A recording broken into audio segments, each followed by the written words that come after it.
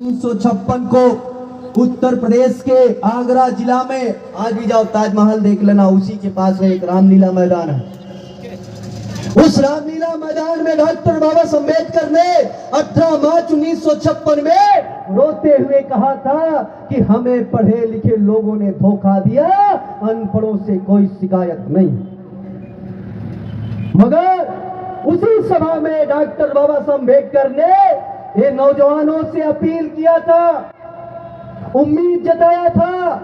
Doctor बाबा साहब अम्बेडकर ने कहा था, ए मेरे नौजवानों, ए मेरे युवा, पढ़ाई लिखाई कर लेना, शिक्षा हासिल कर लेना, क्लर्की की नौकरी के चक्कर में मत पड़ना, बल्कि समाज में जाना, समाज के उद्धार के लिए काम करना। अगर समाज का उद्धार होगा, उसमें तेरा भी उद्धार हो जाएगा। ये बाबा साहब अम्बेडकर ने आप जैसे नौजवानों से उम्मीद किया। मगर जिन नौजवानों को बाबा साहब अम्बेडकर ने उम्मीद किया कि मेरे नौजवान पढ़ाई लिखाई कर लेना, पढ़ाई लिखाई कर लेने के बाद समाज के उद्धार के लिए काम करना, वही नौजवान पढ़ाई लिखाई कर लेने के बाद नौकरी करता है, नौकरी के बाद टीवी और बीवी संभालता है, समाज को लात मारता है। नतीजा आज सामने हुआ कि जिन नौजवानों ने पढ़ाई लिखाई करने के बाद नौकरी किया, नौकरी करने के बाद उन्होंने समाज को लात मारा, आज वही उसके बेटे को नौकरी नहीं मिलने की गुंजाइश नहीं मिलेगी, उसके बेटे की गुंजाइश। ऐसी परिस्थितियां निर्माण हो गई है। सारे विभाग को प्राइवेट कर दिया। देश में 348 कंपनियां थी, जैसे बीएसएनएल है, डेल है, सेल है, सीसीएल है, एचपीएल है, बीपीएल है। ऐसे देश में 348 कंपनियां थी और 348 कंपनियां इस देश के डेवलपमेंट में मुनाफा 300% तक दी थी। उसी 348 कंपनियों में हमारे चाचा और दादा लोग नौकरी करते थे। आज वही 348 कंपनियों को नरेंद्र मोदी ने बेच दिया। बीएसएनएल वालों से पूछ लेना, बीएसएनएल वाले जो होंगे एम्प्लॉय, उनसे पूछ लेना, 50,000 बीएसएनएल के कर्मचारियों ने 2018 में नौकरी छोड़ दी, बीएसएनएल को प्राइवेट सेक्टर में डाल दिया। ऐसी परिस्थितियां हो गई। इसलिए साथियों, जो हमारे पुरखों ने हमसे उम्मीद किया था कि आप पढ़ाई लिखाई कर लेना, पढ़ाई लिखाई कर लेने के बाद समाज में जाना, समाज के उद्धार के लिए काम करना, इसी मकसद को ध्यान में रख करके हमने भारतीय बेरोजगार मोर्चा के बैनर तले ये संकल्प लिया है कि आने वाले समय में हम खुद बेरोजगारों को इतना तैयार करने जा रहे हैं, हुजूम तैयार करने जा रहे हैं कि वास्तव में बाबा साहब अम्बेडकर के जायज औलाद बनेंगे।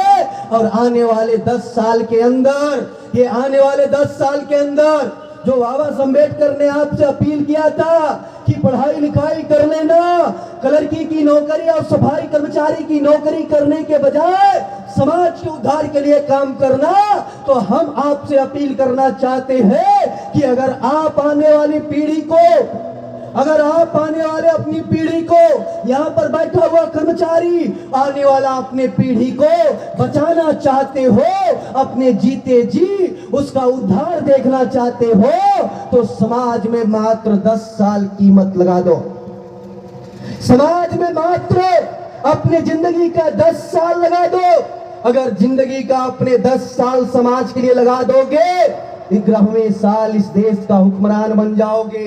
जब 11वें साल इस देश का हुक्मरान बन जाओगे तो समस्या आपकी होगी, मगर समस्या समाधान करने लायक बन जाओगे।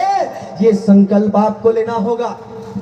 दूसरी बात साथियों, अगर ये 25 देश भर में हमने बेरोजगारों की संसद करने जा रहे हैं और ये 25 बेरोजगारों की संसद करने के बावजूद भी हमारे वोटों से चुन करके गए हुए ये संसद और विधायक बेरोजगारी के मुद्दे पर संसद और विधानसभा में बोलते नहीं है, तो आने वाले समय में आपके मालदा शहर में 20 मई को दिनांक याद रखना, तारीख याद रखना, आने वाले 20 मई को हम लोग हजारों लाखों इसी मालदा शहर में बेरोजगारों को इकट्ठा करके सड़क पर उतरेंगे और सड़क पर उतर करके हम लोग बेरोजगार जोड़ो यात्रा निकालेंगे, सरकार को घेरने का काम किया जाएगा। और इसके बावजूद भी, अगर हमारी यात्रा निकालने के बावजूद भी सरकार हमारे मुद्दे पर चर्चा नहीं करती है, ये संसद और विधायक संसद भवन में चर्चा नहीं करते हैं, तो आने वाले समय में हम तैयारी कर रहे हैं, इन्हीं नौजवानों का फौज तैयार करेंगे और इन्हीं नौजवानों की फौज लेकर के जिन हमारे वोटों से चुन कर करके जो आमदार खासदार लोग हैं, जो सांसद और विधायक हैं, इनके घरों पर मोर्चा लेकर के जाएंगे और तब तक बैठेंगे जब तक ये लिखित तौर पर नहीं देते कि हम बेरोजगारी की समस्या पर चर्चा करें, तब तक रहेंगे, वहीं बैठेंगे। और इसके बाद हमारा काम केवल भाषण देना नहीं है, अब सड़क पर तैयारी करने की तैयारी में है। इसके बाद भी उनके घरों पर मोर्चा ले जाने के बाद भी अगर हमारी समस्याओं पर समाधान नहीं होता है तो 2024 के चुनाव के पहले जिस सांसद को संसद भवन में संविधान के ताकत की वजह से हमारे हित के लिए कानून बनाने का अधिकार मिला, अगर हमारे वोटों से चुन करके गया हुआ सांसद हमारे हित में भी कानून नहीं बनाता है तो संसद की तरफ मोर्चा लेकर के जाएंगे और संसद को घेरने का काम करेंगे, दिल्ली की तरफ जाएंगे। अगर इसके बावजूद भी अगर हमारे मुद्दे पर चर्चा नहीं होता है, इसके बावजूद भी हमारे मुद्दे पर चर्चा नहीं होती है, तब हम डॉक्टर बाबा साहब अम्बेडकर के जायज औलाद हैं। डॉक्टर बाबा साहब अम्बेडकर ने कहा था, जॉइंट इलेक्टोरेट आने की वजह से बाबा साहब अम्बेडकर की डिमांड था कि हमें सेपरेट इलेक्टोरेट चाहिए, मगर गांधी कंपनी के लोगों ने जॉइंट इलेक्टोरेट लाया और जॉइंट इलेक्टोरेट आने की वजह से देश में रियल नेता नहीं गए, वास्तविक प्रतिनिधि चुन करके नहीं गए। डॉक्टर बाबा साहब अम्बेडकर ने ऐसे नेताओं को पूना पैक में कहा ये दलाल और भड़वे हैं। अगर बाबा साहब अम्बेडकर ने ऐसे नेताओं को कहा दलाल और भड़वे हैं, तो हम तो बाबा साहब अम्बेडकर के मिशन को चला रहे हैं।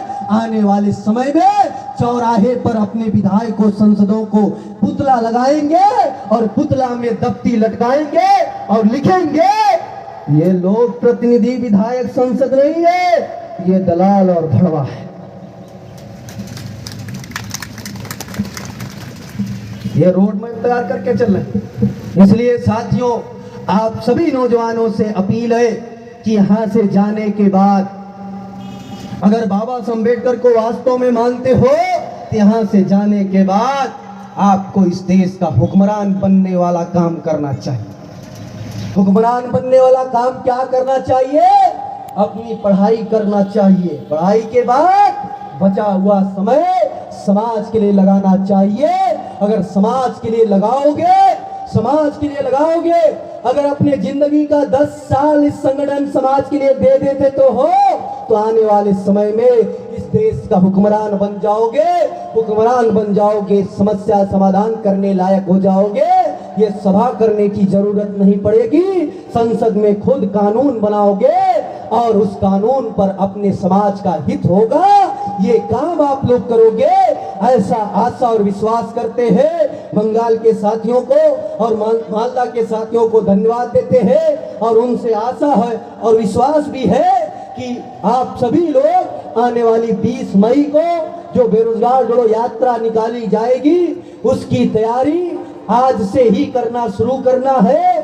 और जितना यहाँ पर आप सभी लोग आए थे उसके कई गुना तादाद में मालदा शहर में आना और मालदा शहर में ये बेरोजगार जोड़ो यात्रा निकाली जाएगी। आपने सुना, हमें अवसर दिया, आप सभी लोगों को बहुत बहुत धन्यवाद।